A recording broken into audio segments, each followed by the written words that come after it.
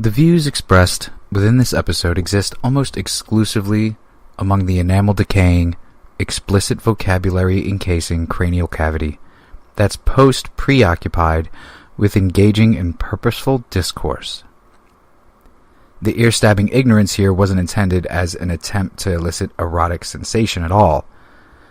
It was almost equally, certainly, not an endorsement or edification praising a demented young man's erratic actions. To err on the side of caution in case impressionable ears happen to trip and fall into the safe sound space presented, I ingratiate to you my prostrate form. Humbly, allegedly, before the followers of evil fiends and the evilness that befriends their ilk, I ask everyone only to ingest the entirety of this earthly errand boy's schizophrenic epic before emailing us, enraged about the nega-sensitivity we carelessly allowed to lazily escape our immaculately manicured beard mantles. Understand that finding this dude was like finding the Sega Genesis under the holiday Douglas fir, fully featuring the embarrassing Forever on film freakout that followed. A specific crazy that is this shockingly crazy almost feels fugue state adjacent. This motherfucker wore a black sombrero and spoke with a fake Mexican accent. Just because. I feel the hot wind on my shoulder and the touch of the world when it's older. I dial it in and check the number. I leave it on when in bed I slumber. I hear the rhythms of the music. I pop the broad and never use it. I hear the talking of the DJ and understand just what does he say. I'm on the Mexican radio. I'm on the Mexican radio. And what is it? Where is it? Ding ding. What the hell is That's that? my new... Oh, wait, what's going on? What's happening? What is that? Your new catchphrase? Yeah, that's not my catchphrase, but instead of being like, yo, what's up? I'm just going to walk into places and be like, what is it? That's not gonna sound robotic or alien in any way. What is it? Yeah, that makes it. How do you so not much answer better. that guy immediately? What is what? I would have to look around first and find out what he's referring to. Right. Well, I mean, I don't think it would be a shock to everyone that was asked, what is it? To learn that what it is another episode of See No, Hear No, Speak No. Well, then his question was perfect because who knows? Who knows about the UFOs, the conspiracies, and the murders better than I don't know. I don't know. I think the Shadow knows. Some fucking weird guy. We could try asking him. He's a superhero from the 20s, so he's probably dead now, or possibly enfeebled. I say it's worth a shot, though. Hey, go for it. Go for it. I say that all of our listeners out there in TV land, that's right, all of our listeners watch Nick at Night.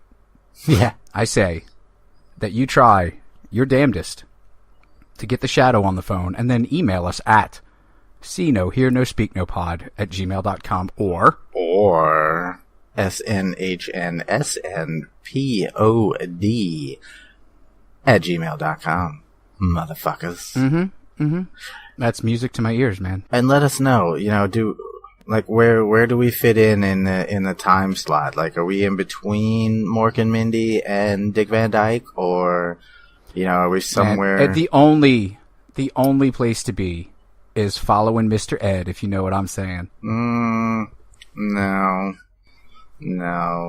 Yeah. I need better. Yes. I need shoes that I don't mind stepping in stuff if I'm going to follow Mr. Ed. Okay, well, so we kill Herman Munster and we take his shoes. Order some fucking golf shoes, man. It's impossible to walk in this muck. It always is. It always is. Dinosaurs fucking everywhere in it. Ugh. So, how was your day, Christopher? Oh, man. I could tell you, but it might get me in trouble.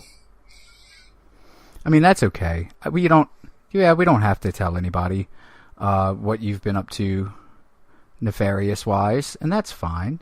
That's fine. In the beautiful state of Washington. I've told myself that I will only speak about Chris's cross-country murder spree if it starts to affect me, and so far it has not. No, so, and there's no reason that it should. Well, I mean, you did tell me that when you see me, you've got a little something for me, which is disconcerting. I'm hoping it's one of those awesome, just legendary, just perfect Chris hugs that I've heard so much about on the internet, in the chat rooms where I post about it. Right. Well, you'd hope it's not phallic shaped, whatever it may be. Yeah, and everybody's always like, "Man, this is the Young Libertarians fucking message board. Stop talking about some guy Chris and the awesome hugs he gives." And if we, I do give good hugs, though. I'm like, you motherfuckers sound like old libertarians. Boom, and then I drop the mic and I walk away. I don't know why I was holding the mic. Just deal with it. I was gonna say they use mics in online chat boards. They do if one is up your bum, which is not why I had one. I'm just saying you would if boom. So. Mm-hmm. So you said boom and went boom at the same time. Is that what I'm to understand here? I believe that was the understanding for you to understand, yes. Sweet. That, sir, is nasty. So, but isn't that what the internet's all about? Is it not? I believe so. Oh, man, that's what I'm gathering from it. I believe that Al Gore, when he sat down and said, "You know what? I think I'll invent the internet," everybody around him was like, "Well, what's it gonna be for, Al?" And Al Gore was like, "I'll tell you, if you'd shut up for a second." Because really, Al Gore in real life, I hear he is a dick. But he was like, oh, I don't doubt that. "I'm going to do this thing where it lets people be gross with each other." And everybody was like, "Applause, applause, applause. You're a genius. Please solve global warming next." God damn it. I mean, I think it's pretty safe to say that at least 90% of the people that speak of themselves in third person are dicks. You know what? I'm going to go ahead and keep on believing that Al Gore's pretty cool. Anybody that can be a guest on Futurama that many times can't be that bad, you know? It's the same reason I love Satan now. We don't know what Matt Groening's connections are, though. I bet he's got some with Satan. I bet he does. Mm-hmm. I bet he does. He's all like, "Man, I'd like to get he? rich off of these weird rabbit cartoon drawings that I do." And Satan was like, "All right, let's draw some jaundiced people. You'll be fucking rich and famous." Some jaundiced people who have no distinct difference in their skin or their hair. Mm-mm. Wow, well, I mean, weird some of them. creature that would look like. I mean, Marge has blue hair. I guess Apu does. Yeah, Marge. Okay, but still. Shut up. How do you know what Marge's Apus look like? Gross. Ooh. You've been on the internet, haven't you? Rule 34. That's my favorite numbered rule. Well, next to rule number 1, which is shut up. Exactly. And we shall observe that now as you tell us what the fuck this episode's about. This episode is about Herbert Mullin. Does that name ring a bell? Does it sound any bit familiar to any of you? Mullins. That's right. He was the guy that had that 80s hit about the fast car and the bikini, remember? He was all like, "Fast car, bikini, I'm Herbert Mullin." Remember? It was good. Mullin. Like, it wasn't great, but it was good. It was good. It had too much of a Beach Boy feel to it for me. I'm not a California guy like that. Yeah, but sometimes too much of a Beach Boys feel is what people need, you know? Especially when you're listening to the Beach Boys. When that shit came out, yeah, that was the time. But nowadays, I don't want to hear that shit. I swear to God, if Anthony Kiedis makes one more fucking song about California. Well, how dare Anthony Kiedis make songs about the state he's from that he loves, that he used to live under a bridge in. Christ.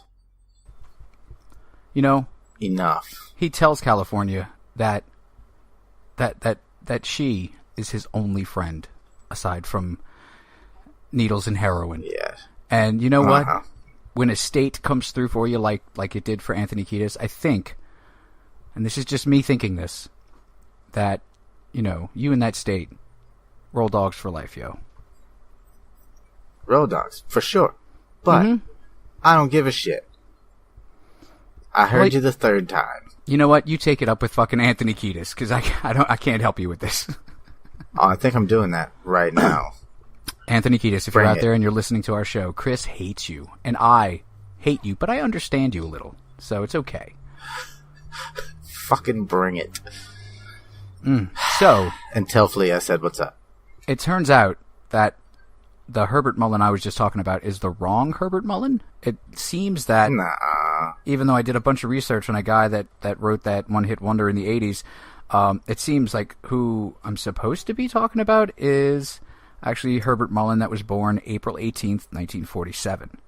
Which... Was he the panty sniffer? No, I mean, maybe he did. I'm not his dad. I don't know. Fuck. Oh, no, that was Jason Rambo. That's right. No. I always get those mixed up.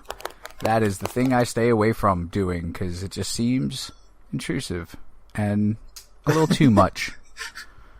Well, yeah, when she's still wearing them. I mean, that's actually, I think, better.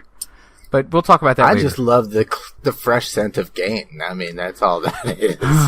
And who doesn't? You should wash your clothes in Gain. You can smell it all the time without having to steal panties to do it, Chris. Anyway. The day in which he was born, April 18th, 1947, is one that would eventually hold pretty great significance for him. But you know what? Fuck it. It was, the year 1906, April 18th, was the day that the Great San Francisco earthquake happened. It was also the anniversary of Albert Einstein's death. And both of these events... Right? Yes, apparently, unless web pages are lying to me, because I didn't actually look up Albert Einstein's death. No. I figured that was just a throwaway line that I could throw in, and and hope was right, without you constantly questioning everything. Websites never fudge anything. No. Why would they? They would lose credibility, Chris. Come on, Fox News.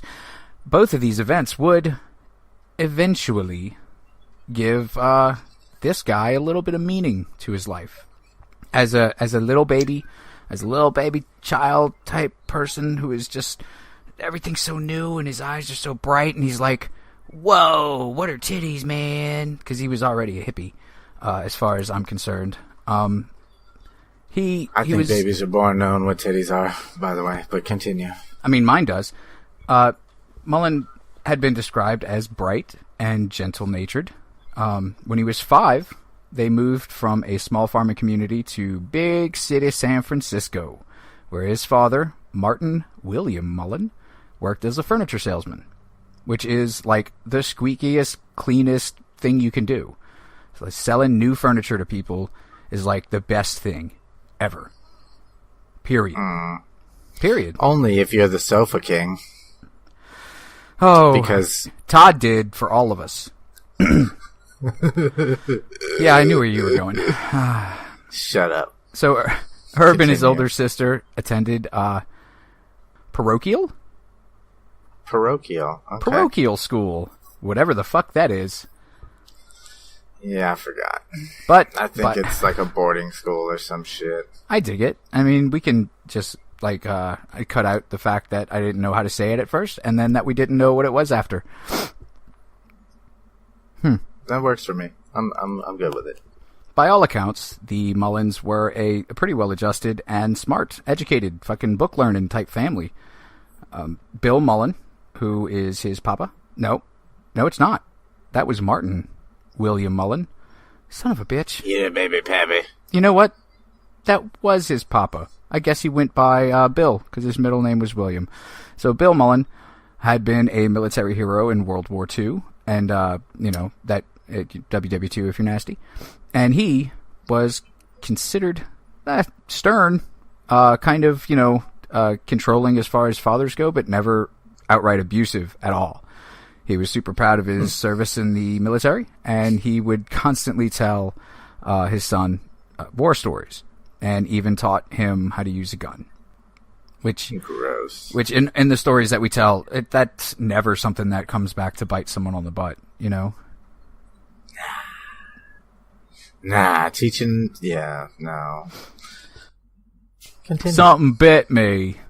Something bit him right on the butt. It was a bullet. Remember in Forrest Gump when that happened? And everybody laughed. I gotta pay.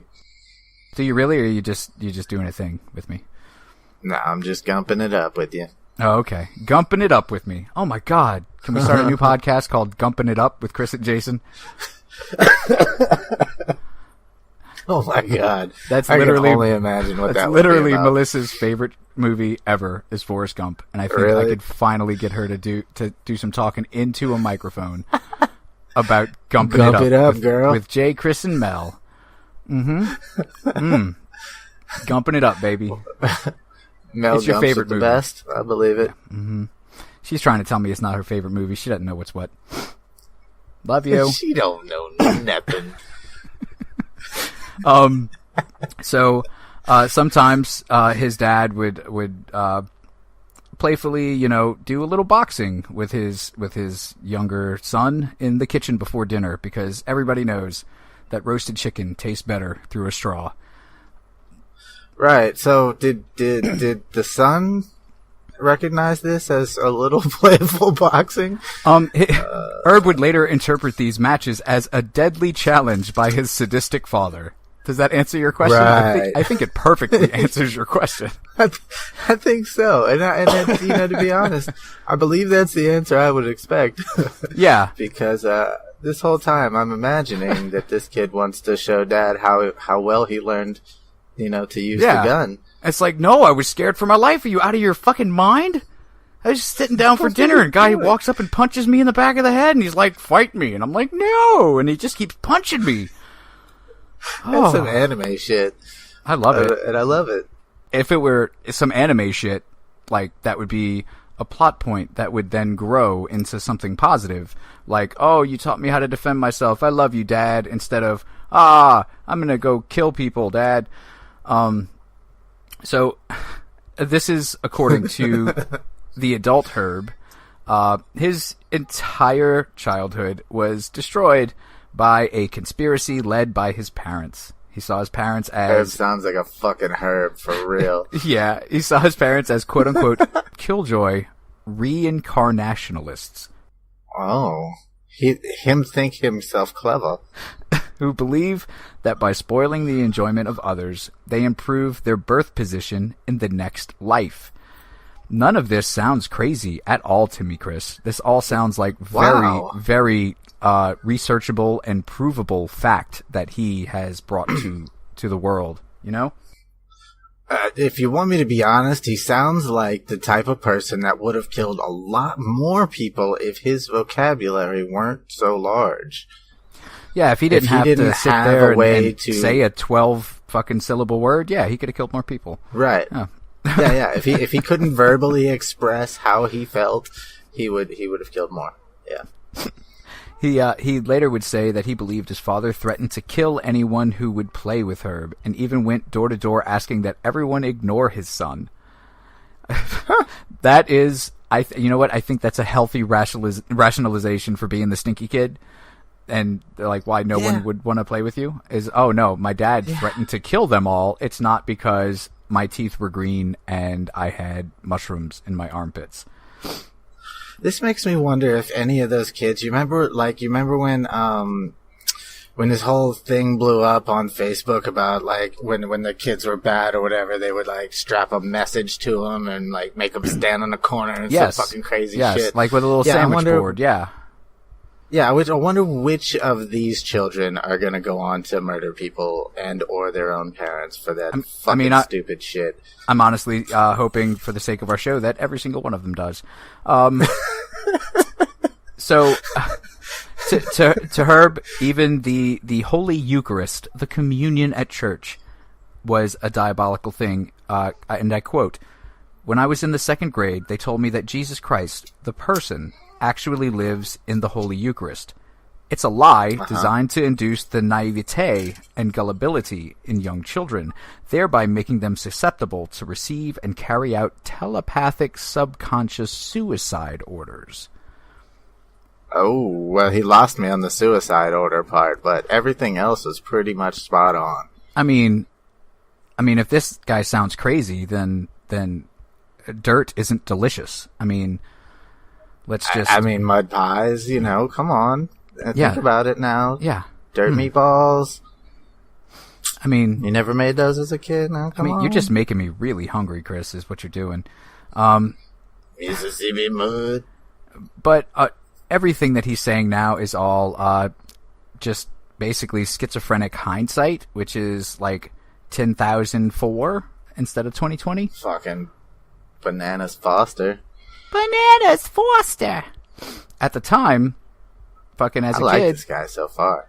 Herb seemed pretty happy. When he was halfway through high school, they moved to Felton, which is a small town among the majestic redwoods in Santa Cruz County.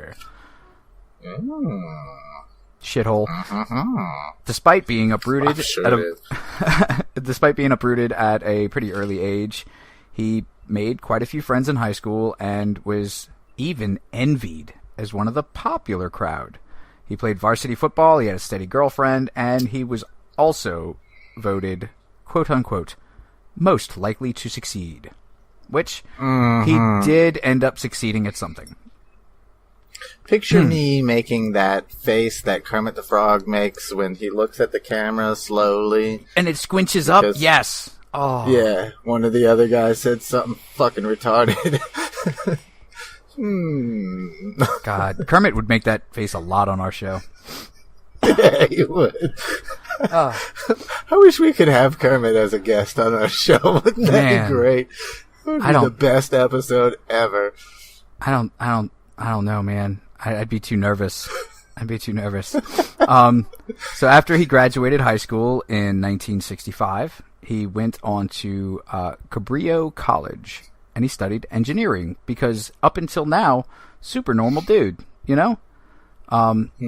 He thought about maybe joining the army. Everything was going just really well for him. But then... He thought about maybe murdering the Satan out of his parents. I mean, knock, knock, knock. Who comes a knocking at life's door but paranoid schizophrenia? Satan. Always. Yeah, which, tends to, and absolutely did, change everything. Because it's not a nice thing that happens to you when you're both schizophrenic and paranoid, or paranoid and schizophrenic. One can be dealt with. Both are a hard pill to swallow. Especially the pills for paranoid schizophrenia, I hear, are notoriously large. Oh yeah, have you never seen one? I totally. I knew a guy. He wasn't paranoid though. He was. Yeah, they were large. He was. Yeah, he was straight up like clinically diagnosed homicidal schizophrenic. Well, and that's not what you want to hear. A trained martial artist at that. Even better. I mean, yeah. Wow. He was the type that it didn't happen like it. If he didn't take his pills and stuff, it was a strong possibility that this man could literally blink his eyes and wake up, not wake up, like that, but like come to. Blink his eyes from reality into a whole different fucking setup altogether. Like, everything changed. Everything completely different. He could blink, sitting on his couch playing a video game, blink his eyes, and he would see himself, let's say, in a fucking grocery store or some shit like that. Yeah, wow. Just 100% fucking sensory flip. Just covered in blood and rage tears. If what he sees is not something that he approves, yeah, could possibly be. and as we all know, that man's name is Steven Seagal. Steven Seagal. That's right. You don't fuck with the Aikido master. No, I wouldn't, personally. No, neither would I. He seems like a douche. Super douche. Yeah. Well, for sure. And, now actually adding, like, police officer douchiness to that other douchiness that he already had. And then Aikido master? Yeah, but not once on that reality show about him being a cop does he ever use Aikido. So, Well, are we it's sure like, about that? he's all like, oh man, They never fucking showed it. karate's the best. And then he's like using a gun? Whatever, dude, you wuss. His sensei has got to be crying into his, I don't know, toga? That's what they wear, togas. His gi. So, the specific incident that would stand out to Herb, at least, as his trigger to his budding sensuality, which is better known as paranoid schizophrenia, would be the somewhat, I suppose, tragic death of his best friend, Dean Richardson, which sounds like a name given to a dean in like a Animal House type movie. He'd be like Dean Richardson. Yeah, Dean Richardson. Yeah, and they'd be like, oh, what's your name? He'd be like, Dean. They'd be like, no, what's your name? Not your title. And he'd be like, Dean, it's Dean Richardson. And he'd make like the, I don't know, hands. And there'd be a laugh track, and I hate myself. You would call him Double Dean. Ooh, Double DR. Dance Dance Revolution. He was killed in a car accident this summer after high school graduation. We just joked a bit too much about his name for that to be the sentence that followed. But he was, and he did, and it happened. That's life. Get over it, people. Indeed. Herb was predictably devastated. I mean, his best friend had just been killed in a car accident, which I like to call car oopsies. And he fell into a state of despair? Let's say despair.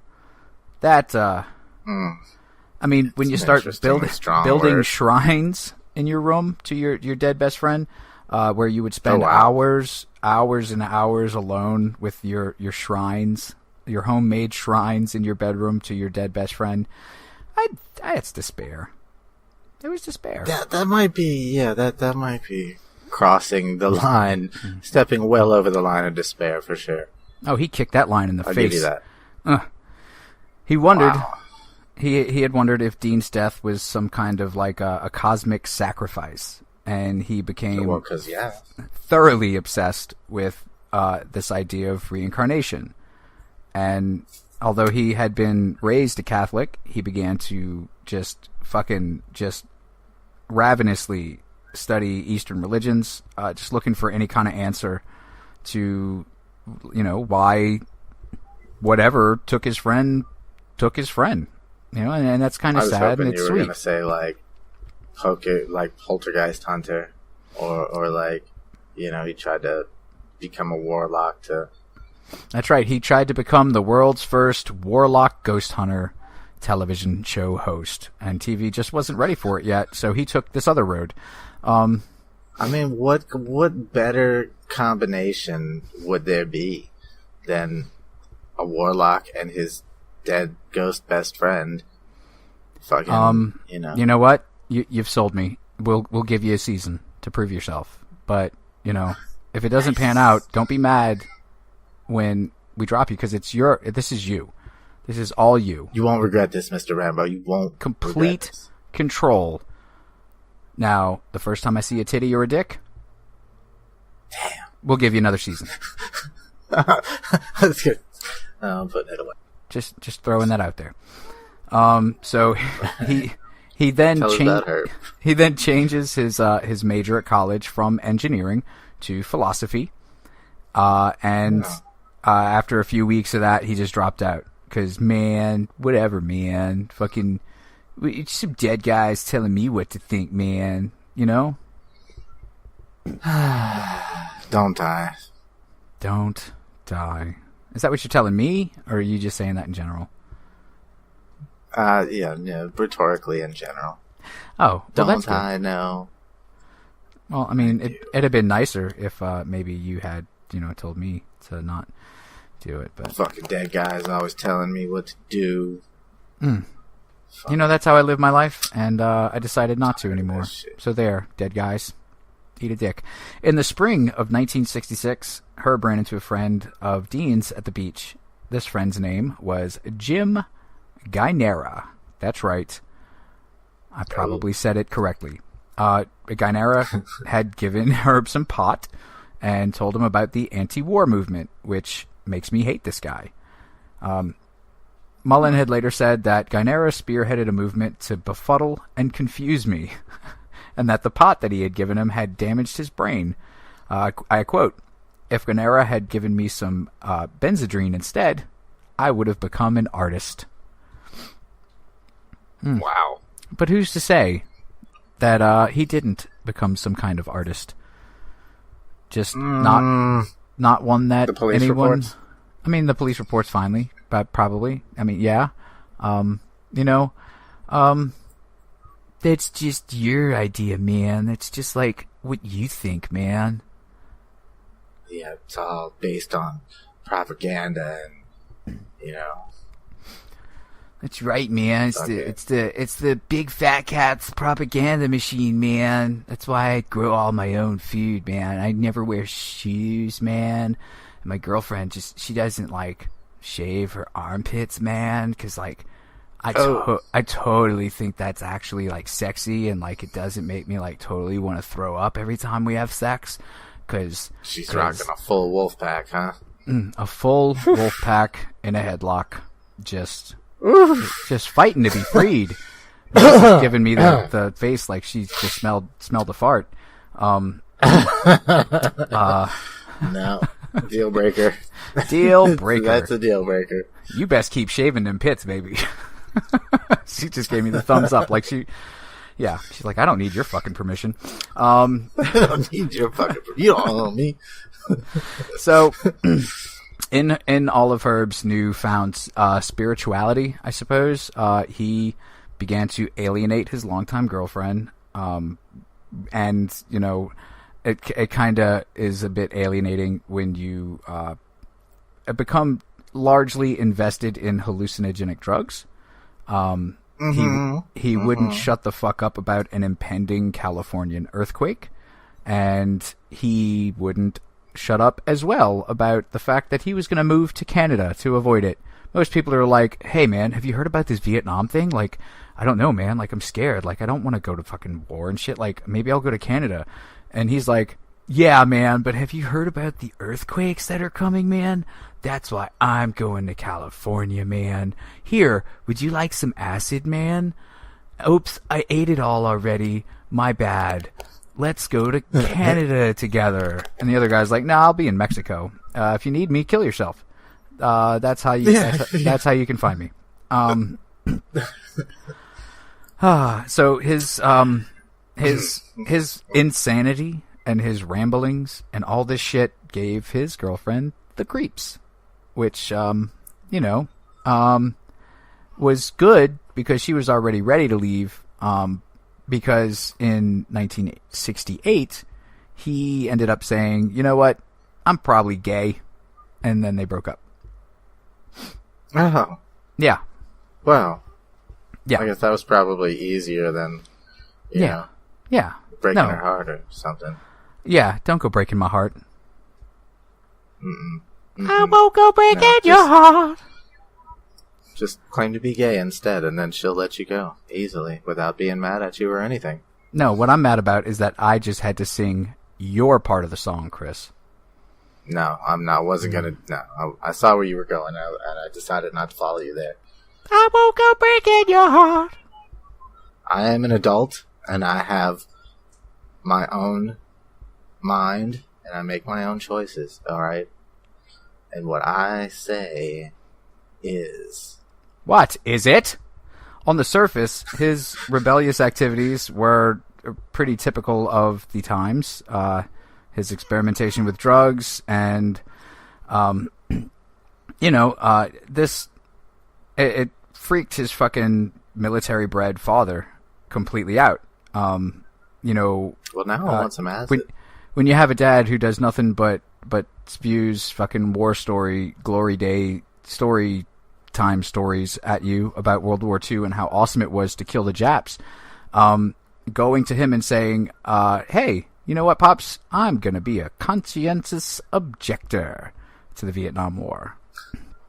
It tends to rub them the wrong way. He announced that he was gonna go to India, man, to study yoga, man. But his strange little, behaviorisms turned to quite the freak-outable freak pretty quickly. One night in 1969, while visiting his sister, he mimicked his brother-in-law's every gesture and word. Like, Jesus. Okay, and I see that this is called... I'd have punched him right in the jejunum. Echolalia, or echopraxia, which is totally symptomatic of schizophrenia. His sister would later describe it. I thought he was just being a dick. Yeah, I mean, it's just being like a little copycat kid that just everybody wants to punch in the face. When my husband would eat, Herb would eat. Whatever my husband would do, Herb would do. And that went on for 4 hours. Then he just sat and stared at us. Wow. Yes, disconcerting. Yeah. Isn't that right, Vera Bell? Something's not all the way right there. No, something's not all the way right there, Chris. Any of it is, I believe, the sum of it part. So after that, the next day, his family took him to a mental hospital where he would voluntarily commit himself. But he soon was out on his own volition because that's what you can do when you commit yourself. Indeed. So he later would ask his sister to have sex with him. And when she declined, he asked if maybe his brother-in-law was maybe into maybe boning old Herb, throwing a little bone Herb's way. Wink, wink, if you know what I mean. Oh, wow. I mean, gay sex with your husband that I'm asking in front of you. Yeah, no, I got that. Yeah, no. Did you? I picked up on that part. Do you need me to maybe explain it a little better? Because I feel like maybe I used maybe a little bit too much euphemism there, and like my symbolism was maybe a little not like super understandable. I'm saying that he wanted to roll in the hay and in the mud, or have a penis inside him. Vera gets it. Mm-hmm. Vera gets it, I think.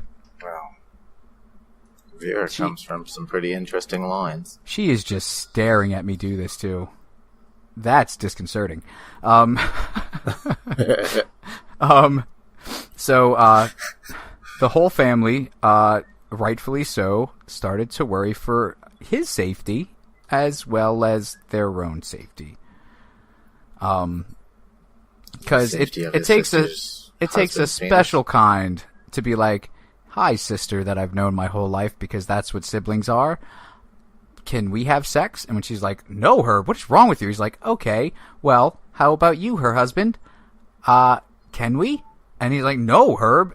But he's like, no, Herb, because he's copying him the whole time.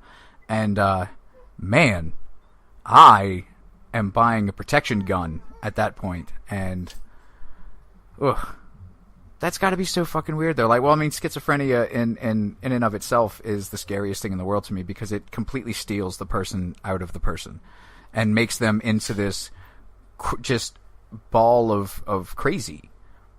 And that's fucking terrifying to me, to know that not only could that happen to literally anyone I know, but it could also happen to me without my... Agreed. I mean, without any kind of okay to whoever gives it to you. You know? Yeah, that and Alzheimer's just... It scares me a little bit. Yeah, because, I mean, at least I don't have any that runs in my family. I also don't have any runners in my family, so diabetes is real high. Huh. Diabetes is a thing for you, but that's okay. I mean, I got the sugars. Avoidable. I'ma lose the foot to the sugars. That's what the big old fat black lady that I used to know used to call it. If you guys hear if you guys hear baby struggling in the background, nothing weird is happening. My daughter is just trying to take a poop.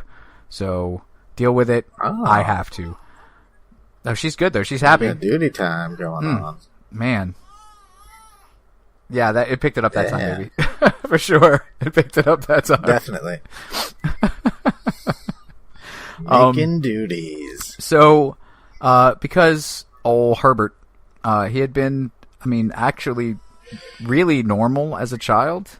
The Mullins thought that his super fucking freaky behavior was drug-induced, because he had recently just started doing a lot of drugs. It was Santa Cruz in the late 60s. They had marijuana farms and acid labs and, probably even a place where you could go to get paid and pay to get kicked in the balls or something, I'm just saying it was a crazy time. It was a crazy time. Hippies. You can still find that. Well, yeah. That's email us. No. So attention, Jason. This is when hippies really bust into the scene or lazily rolled out of bed and didn't take a shower and slipped their fucking sandals on and shuffled into view. Sluggishly oozed onto the scene. Yeah. This is shit was just crazy in California in the late 60s. There were drugs, there were women, there were hippies. Even fifth graders were selling pills at school, according to the local paper, of course, which we've spoken about how little local papers know about what kids are doing in school. Because my local paper would be like, boy sits in back of class to draw titties on desk. News at 11. You sure it was just titties? I might have written some dirty words, too. But, it's the school's fault for having dictionaries. I didn't know what a fleaselflorp was until I looked it up in Merriam-Webster. That's right, because there was no motherfucking internet for us to just have as many titties as we wanted at our beck and call. Right. If we wanted to look at boobs, we had to find the National Geographic that was about native tribes. Or a pay-per-view channel that wasn't paid for and hope that you saw a nipple in the squiggly lines. That's right. Squiggly scrambled porn channels. Chris is bringing me back. Love it. That's right. Love it. I remember. Man, I'm so glad we don't have to pay for porn anymore. Fuck. It would be a much different world if that was still the case. If the internet provided everything but free porn. Oh, man. Yeah, what the shit? How weird would it be? Because when the internet started out being real big, everybody was like, no, you got to pay to see the goodness. So, but then everybody was like, no, we don't. We'll just put our own pictures on there. How about that? Yeah. Big porn. Ooh. Yeah, how about that? Porn. Apple. Man. I know that you like big porn. I'm sorry. I shouldn't have. Big porn. That was a good one. It really wasn't a stretch what Herb's family thought of him because, he was super on drugs. He didn't give him much reason not to. He had legalized acid tattooed across his belly, just like so many really sad white boys have thug life tattooed across their bellies. Oh, and God. So many. He didn't exactly pound the narcotics. He took a bunch, but not so much that he was outdoing everybody else. But when you mix that shit with serious mental illness, the only thing that can really come of it is a scary version of your already terrifying psychoses. Ugh. Yeah. So gross. Yeah, no, it's not it's not it's fun, but not super fun or nothing, you know what I mean?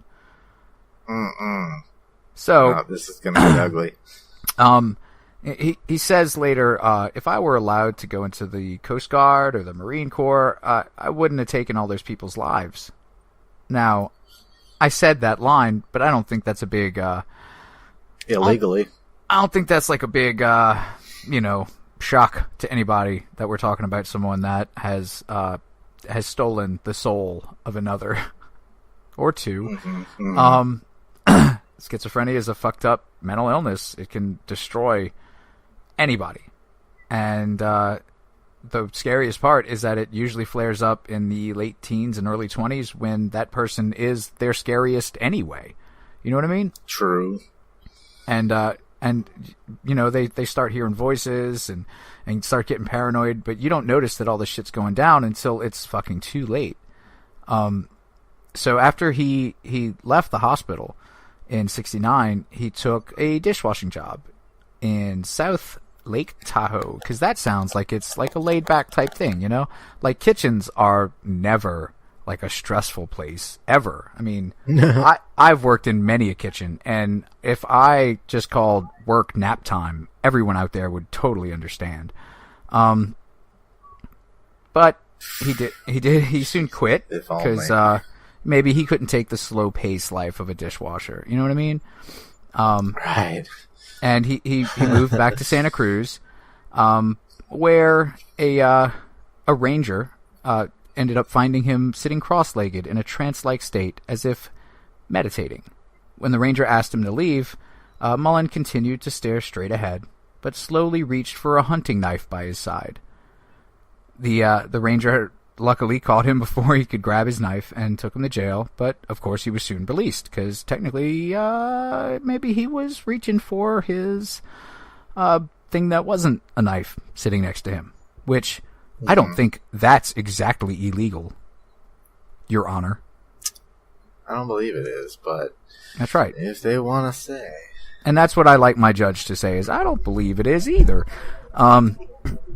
So he drifted down to some other fucking California place, and he told his roommate that he had been receiving messages which were telling him to do things.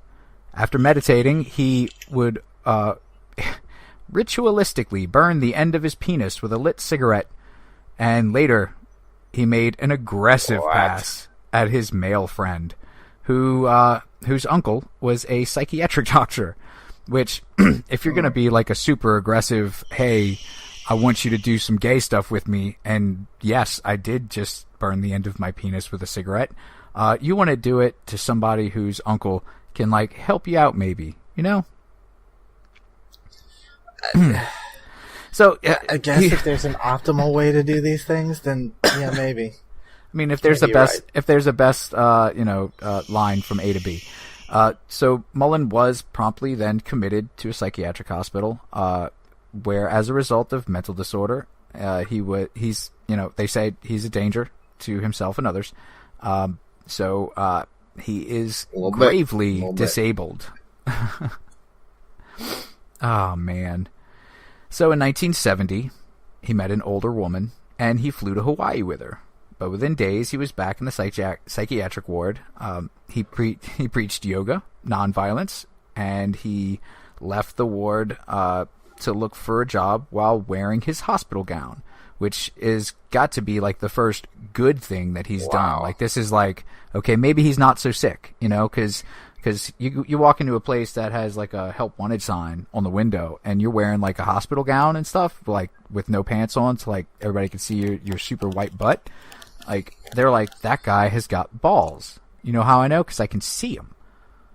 Because I can see him. You're hired, sir.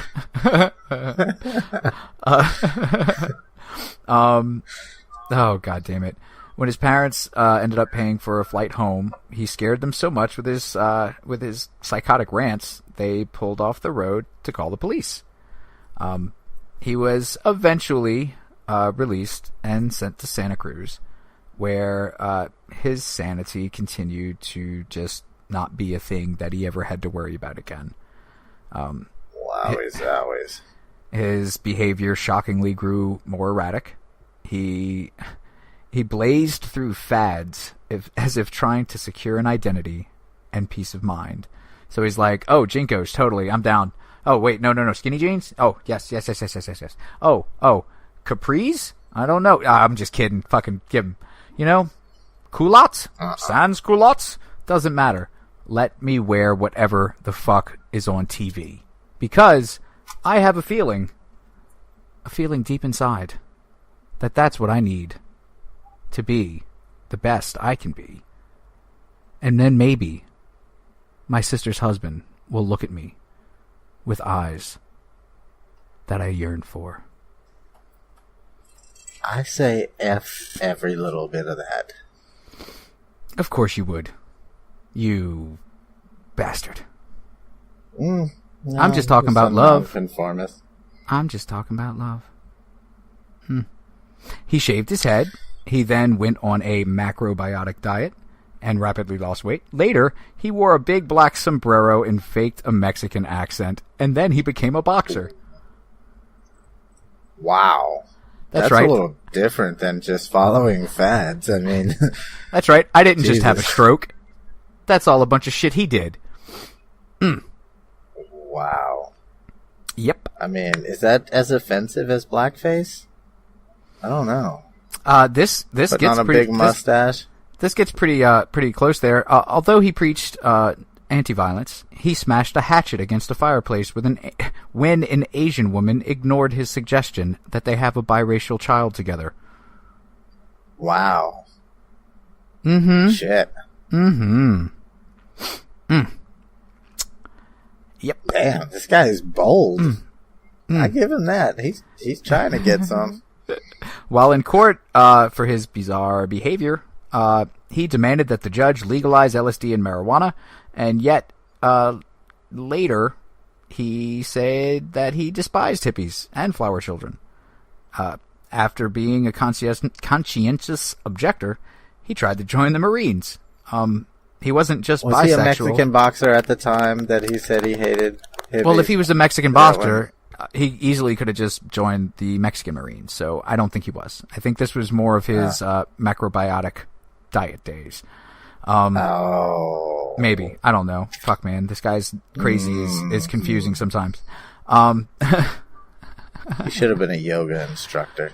Oh, god damn it. So, I continue.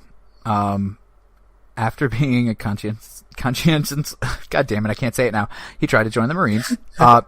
He wasn't just bisexual, as he insisted in court, or biracial, as he pretended to be. Tell. He was bi everything. Bi political, bi spiritual, bi cultural. You know what's funny though? Is he's just two of each of those things. You know what I mean? He's bi everything. Why not try everything? Why not just try everything? Because that's what it seems like he's doing. He's just fucking. He's throwing his shit at the wall to see what sticks, you know. And it's unfortunately super it's all indecisive. it's all just shit. Man, he knew that this is strange because he actually was aware that something was wrong with him, which the usual schizophrenic kind of doesn't. He obsessed over his life, trying to figure out what went wrong and who sabotaged his mind. He blamed his dad for being too sexually uptight and later accused him of being a mass murderer who commanded him to kill by telepathy. Wow, that wasn't a sign that something was wrong with you? It gets funner. Oh man, he blamed the drugs that he took for messing up his brain and targeted drug dealers. He blamed the hippies for brainwashing him into being a conscientious objector. He tried drug treatment. Yep. Mm-hmm. Let me just throw out there real quick. Yes, please. For all the listeners. Mm-hmm. The drug dealer didn't make you do the drugs. No, he just was the... Yeah, you don't go to fucking Circle K and be like, I'm burning this place down because I got fat because I eat fucking chocolate. Right. No, you take that shit up with the Swiss. That's right. Or the Germans. Or... Hey man, what have the Germans ever done to anybody? God. They made chocolate. They did make chocolate. They're sons of bitches. Fucking fascists. Continue. Sorry. Tell me what the fuck to do. Okay. He tried some drug treatment centers. He tried outpatient clinics for the mentally ill, but He couldn't fucking stick with anything. He was just a fly-by-night, I like everything and nothing at the same time. He later even tried Bible study meetings, which made everyone super uneasy when he declared Satan gets into people and makes them do things they don't want to. Wait, what? That disturbed Bible studies? I mean, I don't know how or why. Yeah, I was just about to say. I think that's their main message. Is that that's like their thing, right? That is their thing. So he should have been king of the Bible studies and not shunned like he was. Maybe. Well, that would have saved all those people. Perhaps his level of enthusiasm, coupled with the crazy eye, and maybe he said it backwards while he was standing on his head and he was wearing pants as a shirt, and the shirt as pants. Isn't that what Chris Cross did? Isn't this the new fad? Christopher Cross? No, he was a country singer. He still jump though. The Mac Daddy make you. So in May of 1971, when he was 23 years old, he moved out to San Francisco, away from the watchful eye of his family. Donald Lund, who is a psychiatrist who would examine him later, wrote The Die Song. Wait. Back up. Donald Lund, a psychiatrist who examined Mullin, and later wrote The Die Song, which I guess is a book that he wrote called The Die Song, and not a song titled The Die Song, although it looks like I got some songwriting to do when we're done here. Believes that this was a critical period in his psychoses. He lived in decrepit apartments along alcoholics and drug addicts, sinking just further and further into his fucked up belief systems. He walked into the YMCA with a Bible and soon became a fierce boxer. In his first Golden Glove tournament, he wouldn't stop assailing his opponent. Trainers had to pull him away. He punched a speed bag until his knuckles were covered in blood. If left unattended, he stood still and loudly chattered with himself. Yeah, so... Yeah, no, go. What? Could you blame at least a little something on a trainer who's like, man, you're fucking nutballs, but can you throw a jab? Yes, you can. Yeah, no, I think you blame that guy a lot. I don't think there's just a little blame for that. I think that's a pretty big fucking blame you throw out. This is bananas cream pie over here. It is, but I am digging insanity. It. After losing his first match in the ring, he left the boxing ring with the plans to become a priest, because that's what you do when you lose a fight. He would dabble in art as well. After punching the floors of his apartment and getting into screaming matches with God, the apartment manager evicted him. That's weird. Yeah. Why would somebody evict you for that? You know? Screaming matches with God. Wow. Yeah. And first of all, dude had the balls to scream at God. You know? I mean, you have to... No friend of mine. You have to find the good where you can in this story. And then in September of 1972, he moved in with his parents, determined to make something of himself. But he stopped taking his medication and festered in his anger at his daddy while living under his daddy's roof. And to top it all off, a major earthquake was predicted to devastate California in the next few months. Although the eccentric self-taught scientist who grimly announced that the fucking earthquake wasn't really taken seriously by most, there was one person who took it as a call to action, where most people saw a fucking whack job telling them that an earthquake is imminent. Fucking Herbert Mullin saw a prophet who knew what the fuck he was talking about. Mm-hmm. There's always one in the crowd. Oh, man. So, that wonderful, foreboding darkness that you feel over you right now is the signal that signifies the end of Herbert Mullin, the episode number 1. And soon, I can't say next week because these things are weird sometimes, but very, very soon, hopefully next week, you'll hear a part number. What's that? A 2? What? Part 2. Man. Yeah. It's like time flies when you're talking about fucking crazy. Fucking crazy. Seriously, it did. It actually did fly pretty well this time, though. Yeah. But there was a lot of crazy to talk about. I mean, this was... What's fun is it almost seems like I'm maybe like giving you stuff out of order or like just like giving you sentence fragments and like jump into the... No. The dude bought a big black sombrero and spoke with a Mexican accent. That is amazing. And I fucking wish there was video, like, evidence of that lunacy. That is awesome. And you live in California? Fucking greatness. I hear he ended up being quite the singer as well. So, I imagine he was very popular among taco stands. We will hear about all of this and possibly maybe even a little more on the next Crazy Ass. See no, hear no, speak no. Oh, jam-packed with the UFOs, conspiracies, and the moitas. Well, at least one of those three things. Like a good little schizophrenic. Jam-packed with it. Man. Yeah. And as a closing, I would like to say, hey guys, don't ask your sister to have sex with you. That's just wrong. It's just not okay. And then it's more okay for you to ask your brother-in-law than it is for your actual sister. Yes. Yeah, ask him first. Don't wait until your sister turns you down. Yeah. But don't ask him if it's okay to ask your sister, though. That's not... No. That's how you get one of those patented brother-in-law fucking knuckle sandwiches. Yeah. They're not very good as far as sandwiches go. They just taste like a punch in the mouth.